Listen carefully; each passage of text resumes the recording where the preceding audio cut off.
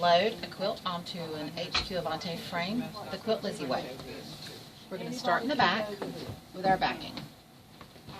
I use hat pins. I have my leaders marked as to the center. And I'm using a small quilt for this demonstration. I'm going to find the center of the back of the backing. I'm going to pin it to the center of the back of the leader. I personally do not put my pins right side by side. I put about my palm in between the pins. Can you see that? You might want to come around this way.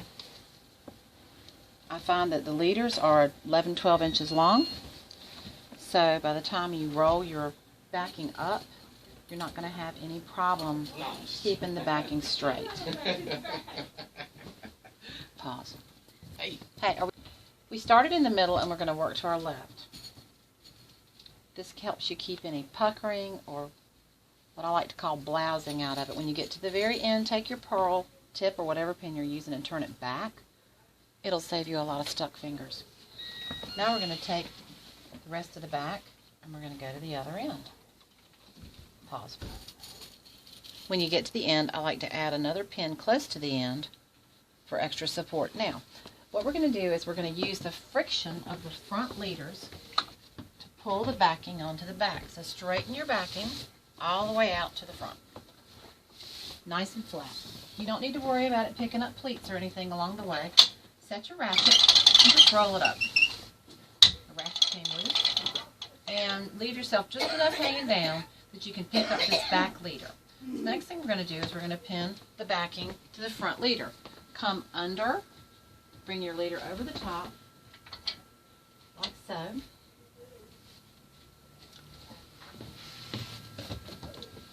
And find your center again. Now, you can be real precise about it, but I think you'll find that when you start doing this, as long as it appears to be laying pretty flat here, it's going to work out fine here. So, here's our muslin.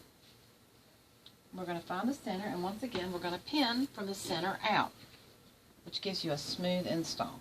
Now, I'm noticing as I'm looking at this that this piece of muslin is not cut perfectly straight, so I'm going to advance it a little past here at the bottom so you won't get that kind of loosey-goosey looping thing that can happen on the sides. So again, pin onto the leader, which I do this a lot so I can do it really fast.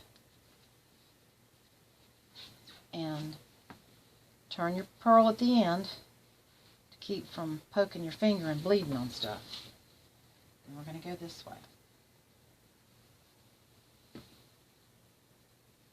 And I need just a couple more pins to finish the job.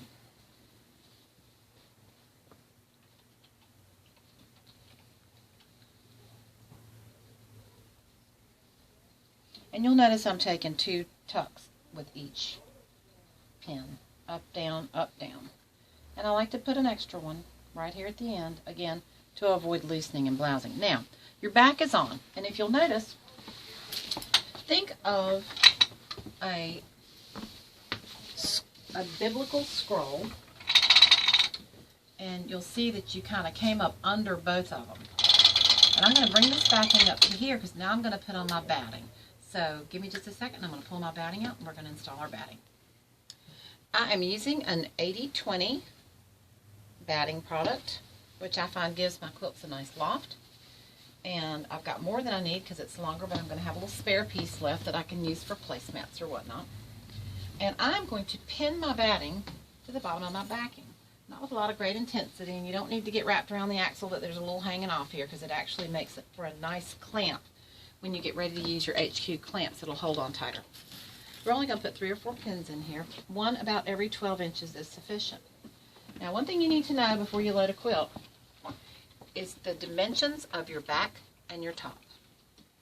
And by that I mean, that one's a little too close. You need to be sure your back is bigger than your front. And you need to be sure that you load it so that you don't run out at the bottom. But there's another video for how to fix that if that does happen to you. Now, conventional wisdom would tell you that you could just take this hand crank and start doing this. This one down here. But what happens is it's pulling on the back of the batting. Watch what happens. See how that pulls? You can't really do it that way very easily. You don't want your batting to get too much pressure on it. So let's just bring it forward, and with bigger quilts you'll understand why this is so important. It rides against this muslin real easy, but you need to be careful. My pins are back there. So we want to set it in here so that it can just be pulled forward and not catch on the leader, or let the friction will work against you with the batting. Just kind of work it like this. If you can manage to do it with it hanging over the back, great, save yourself some time, but this is the solution. See how I'm just flattening out my batting as I go? And I'm rolling it onto my take-up leader, my take-up bar for the backing. And as you can see, we're going to have a little too much, so we're going to solve that problem and keep the rest of this. So here's all we need to this point. See, because I've gotten to the end of my leader. And we certainly don't want to sew into the leader, and we don't want to sew a pin into our quilt. So here you go. Bring it up one more step, just enough to give me the opportunity to baste the batting to the backing. Now I can see through my batting, you may not be able to see it, that the leader is pinned here. We're going to set the ratchet on the uptake, on the take up, and then take a picture of this. Ready? On the Handiquilter screen, you can see that you're in regulated mode and you have 10 stitches per inch. I'm going to use my left handlebar and take my stitches per inch down to 4 to create a basting stitch. And then I'm going to, with whatever thread's in the machine, because you're never going to see it on the quilt, I'm going to stitch down this batting so that it's secure, and then I can put my top on. So down the thread, back up. I just did a black and red quilt, so you can see my thread. It's going to show up really well. And I'm just making sure I don't stitch to my leader. And I'm going to go straight across. Now, you may want to set your channel locks. But if you're comfortable just pulling it along yourself, that's great. Done. Batting is now securely basted to your backing. And we have some excess that we need to remove. So let me get a good pair of scissors that'll cut well. And by stitching that down first, this makes it a very easy trim. So here we go. You can also use your Handiquilter batting scissors, which were not within my reach.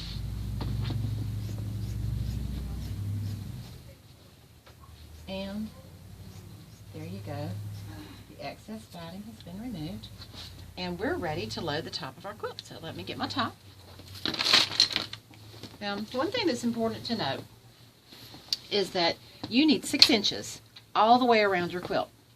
And I'm going to show you today how to deal with a quilt that is not 6 inches all the way around, which can be a bit of a bummer when you're trying to clamp. So we have our top, which is a beautiful applique piece. And we are going to load our top now onto the final remaining bar. This is your bar for your tops, your quilt top. And again, I'm going to find the center of it. I have my leader marked with an X as to the center. Here's my center. I don't have a really scientific way. I'm not crazy precise. I don't know that I should admit that to everyone, but I think you I have a saying, finished is better than perfect, and we do finish your quilts, and they turn out pretty good. So again, I'm starting in the middle, and I'm going to work my way to the left, and then I'm going to work my way to the right.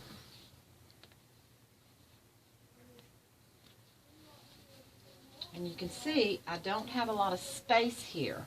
So I was happy to leave this extra batting, so if I clamp right on the edge of this muslin, I'm going to have, looks like I may have got a little prick on my finger. Keep Band-Aids handy when you're working with pins.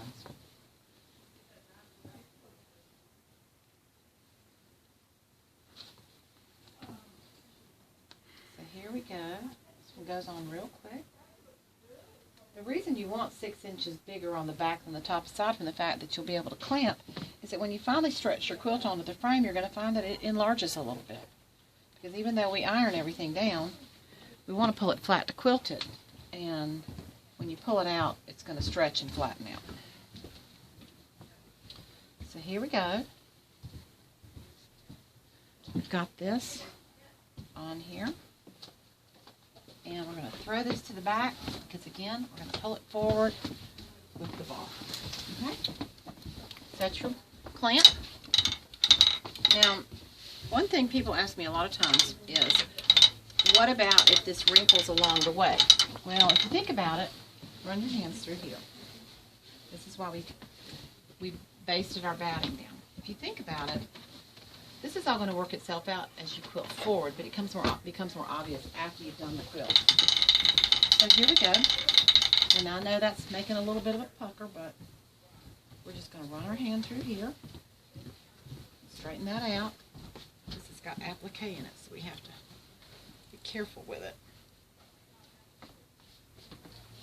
And just gently bring it forward. And I always like to start as close to the top as I can, even though I know that there's plenty of length in this backing, because you don't want to run out at the bottom. And like I said, there'll be another video to discuss how we remedy that situation. But there you go, your quilt is loaded. And now all we're going to do is just baste down the top to hold it in place.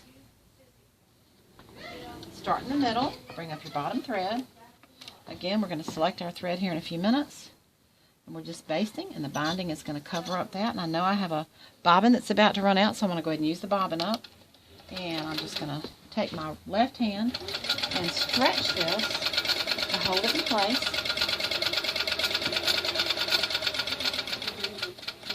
And just smoothing with my fingers. And then come straight down the right side the same way. Handiquilter has such a nice, smooth track system. Very easy to maneuver the machine. My scissors don't want to come this morning. Get yourself a lanyard. We call this our jewelry, so you can reach for your scissors easily. And again, I'm going to bring up my thread. That keeps you from having any stragglers on the back. We'll take care of all these threads here in a minute. And right down that top we go. And down the side. Whoops, I missed it. You go backwards and forwards, whatever you're comfortable with, and there you go. So there you go. We've trimmed our threads, and we're going to bring the quilt top all the way up to full throat space so we can decide exactly what we're going to quilt. And the next order of business will be to choose our pattern. Thank you so much.